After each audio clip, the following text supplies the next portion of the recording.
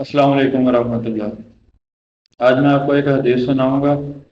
ہمارے نبی صلی اللہ علیہ وآلہ وسلم نے فرمایا ہے کہ اگر کوئی بندہ اپنے بھائی کو کافر کہتا ہے تو ان میں سے ایک کافر ہو جاتا ہے، ان دونوں میں سے۔ اس حدیث کا مطلب یہ ہے کہ اگر کوئی بندہ کسی دوسرے بندے کو نہ کافر کہتا ہے، ہیں دونوں مسلمان، تو اس کا مطلب یہ ہے کہ وہ یا تو وہ سامنے والے میں کوئی ایسی برائی ہے کہ جس کی وجہ سے وہ کافر کہہ رہا ہے، تو وہ ٹھیک ہے، وہ سامنے والا ہو سکتا ہے، اس میں کوئی کفر کی چیز ہے۔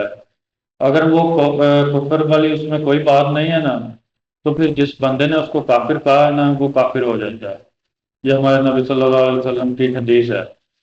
تو ہم یہ دیکھیں کہ ہم اکثر بات کرتے ہوئے ایک دوسرے کو ایسے برا بھلا کہہ رہے ہوتے ہیں، تو اس میں یہ چیز دیکھ لیں کہ اس حدیث سے یہ پتہ چلتا ہے کہ اگر ہم کسی کو کوئی بات کہتے ہیں، کسی کو برا کہتے ہیں، تو وہ اگر برا ہے تو ٹھیک ہے، نہیں تو اگر وہ برا نہیں ہے تو جو برائی ہم اس کو کہہ رہے ہیں نا، وہ پھر ہم خود ہی ہو جاتا ہے، وہ برائی ہمارے اندر ہی شمار کی جاتی ہے، وہ اللہ تعالیٰ کے ہاں وہ لکھ دی جاتی ہے۔